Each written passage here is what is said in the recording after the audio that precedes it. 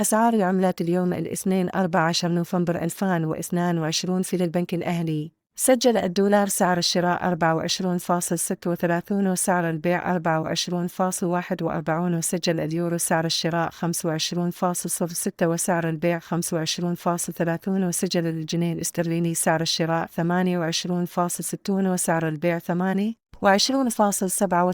وسجل الريال السعودي سعر الشراء 6.47 وسعر البيع 6.49 وسجل الدرهم الإماراتي سعر الشراء 6.63 وسعر البيع 6.64 وسجلت أسعار العملات اليوم في بنك مصر. سجل الدولار سعر الشراء 24.36 وسعر البيع 24.41 وسجل اليورو سعر الشراء 25.08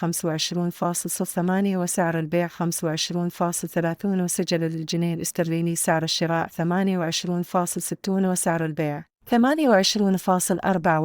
وسجل الريال السعودي سعر الشراء 6.47 وسعر البيع 6.49 وسجل الدرهم الإماراتي سعر الشراء 6.63 وسعر البيع 6.64